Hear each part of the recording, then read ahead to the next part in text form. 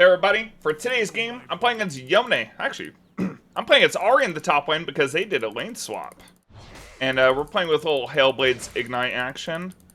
Yeah, this Ari is about to discover that lane swap and won't exactly save you. You know, from matchup. So I guess Yone didn't want to play against Ignite Hailblades. He's like, you know what, screw this. I seen that video of Fogged holding the Yone to level 3 the entirety of the game. But you know what? I think we're about to kill this Ari. I'm about to just send it. Like, I don't think this guy lives, right?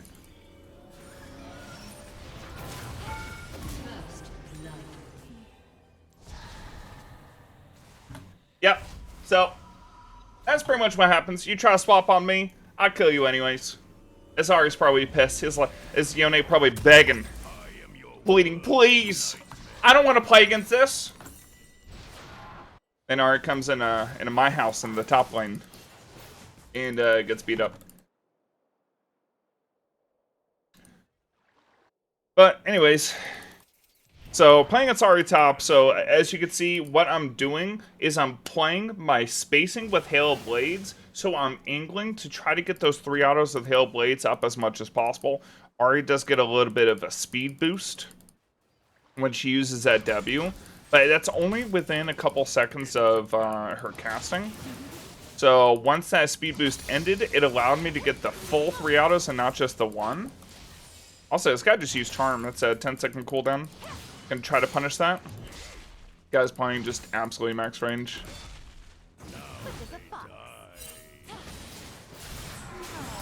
Even with the charm, that's fine. So Ari in general, I would say in the mid lane especially, can actually be pretty good against Trynd. But in the top lane, where I have so much room to kind of like run her down and like more space to play around with, makes it a lot harder for her.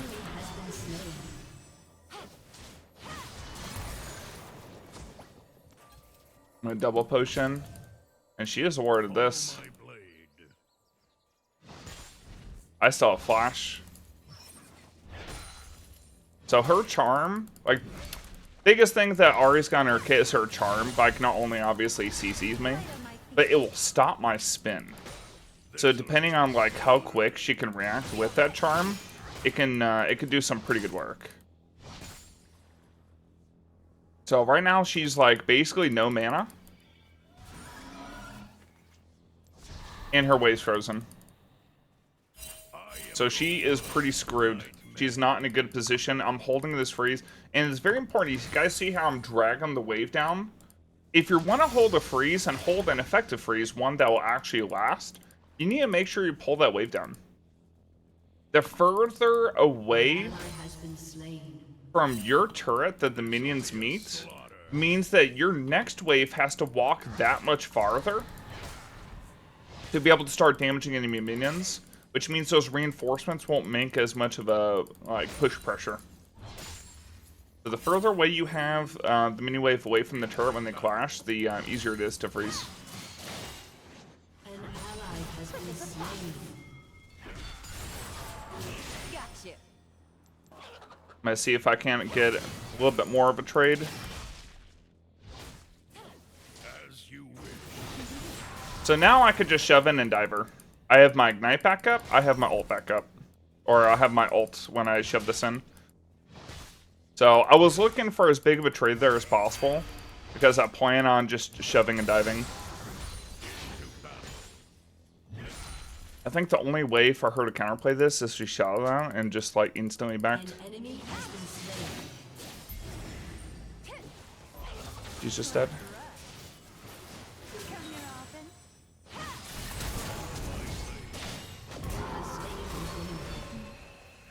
I have my ult still. Techrum can't do a thing about it. I'm gonna put a ward here so we can see Hecarim coming up. But yeah, Ari probably felt safe. He was like, oh hey, my jungler's here. Oh wait, it doesn't.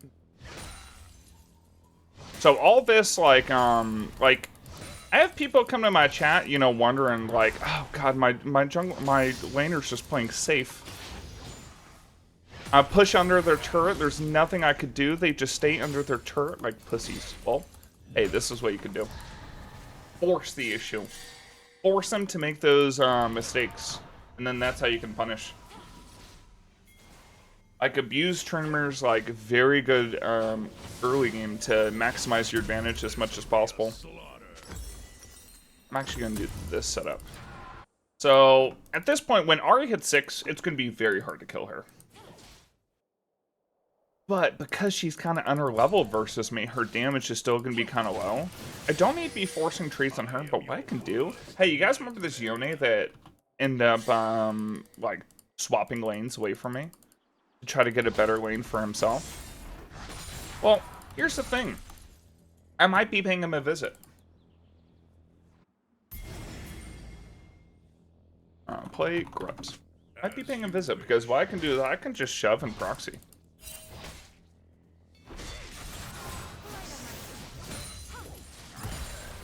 I'm doing a little sidestep movement there, in case she throw out her charm. If I dodge it, then I can just beat her up. Alright. Hecarim's bottom, so I'm free to go ahead and just send it with his proxy. Without, you know, having a potential chance of being 2v1'd. And since I'm proxying, like, Ahri's gonna be just sitting here under turret catching his waves. And with this proxy deep that I'm about to do, I'm going to have so much time to be able to walk mid and potentially just, like, crush the Yone.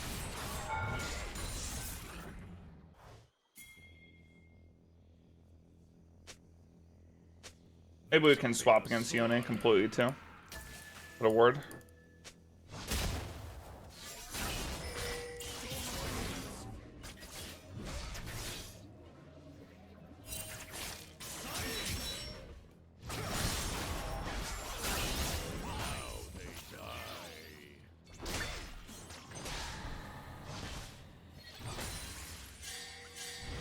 I did a good amount of damage to Yone. It's going to put Zoe in a position of pressure. I am your worst nightmare. Oh man, Ahri's just running out of mana, huh? He's probably not having a good time with the top lane.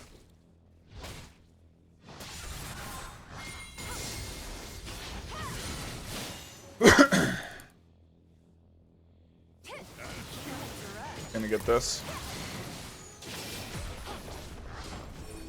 She charms. Nice try. So I did auto team at spin instantly, and I did it at a time where it's like kind of hard for her to judge when I'm about to send it. So she can predict. Since she took it back and TP'd, I'm just gonna take my back as well. I got a lot of CS there. I've got like double her farm. And I'm able to just like move around, do whatever. Something I could do as well, just because I really don't respect like what Ahri can do like from this point, it's gonna be very hard for Ahri to like come back in the game at all. What I could do is I could go for that same proxy, and we have the timers on Hecarim's camps, so we'll know approximately when Hecarim should be topside. So we can proxy actually into a bot rotation and get some damage onto their bot lane. Maybe get my bot lane back head, because at 3-0 Kai'Sa is probably their only win con here. We can go to punish that as much as possible. So every time I'm spinning forward, by the way, you see I'm like leading with the T-Mat. I'm not only getting the T-Mat damage, I'm also getting Sun Impact damage because I'm like leading up with the spin.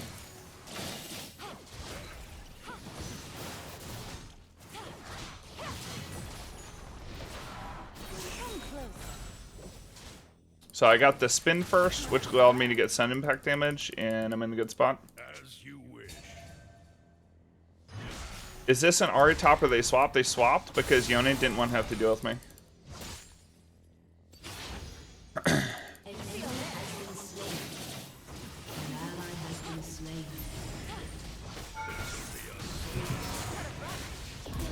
So there she was trying to like pull the wave up. She's like, oh, you know, this Tryndamere, he's just been hitting turret.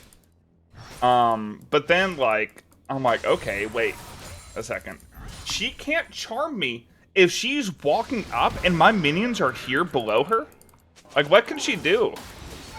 Okay, this Hecarim's kind of beefy. Oh, he's got a tunneler. Okay, that makes sense. That's fine. I got a good amount of damage.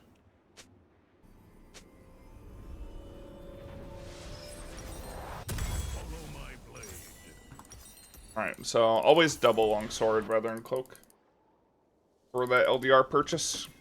And the reason why we go LDR, by the way, even if they haven't built any armor, even just like an opponent's base armor is gonna be high enough where the LDR is gonna do more damage.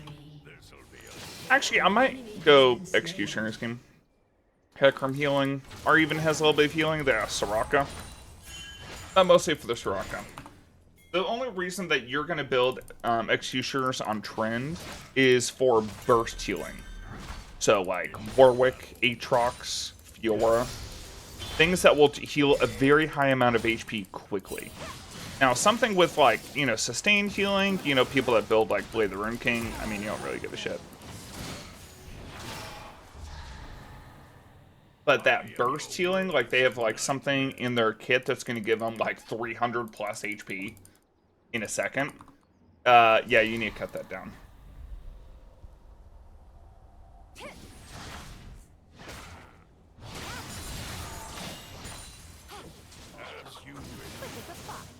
So again, the little side steps here. I'm trying to predict, you know, her charm. Took a couple of turret shots, but honestly, for the couple turret shots I took, I got 2 autos on her. Those 2 autos actually just put her in lethal range. What about Aurelia healing? Not super important. An enemy has been slain. If you're fighting Aurelia in a position where she's able to Q 50 billion times in your wave, you pick the wrong spot to fight Aurelia. Your wave is actually the enemy when you're playing against Aurelia.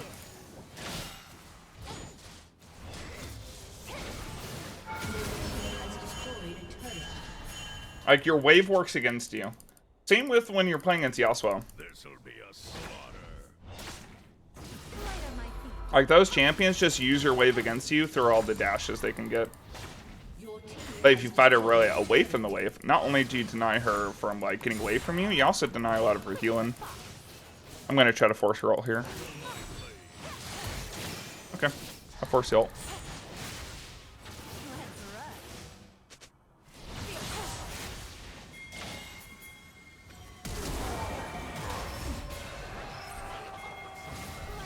Oh. Nice. I say worth. Maybe Yi can get him too. I like how Yi doesn't even slow down when he gets charmed because he just ignores slows during his ult. It's so funny. It's the same thing when Yi gets feared.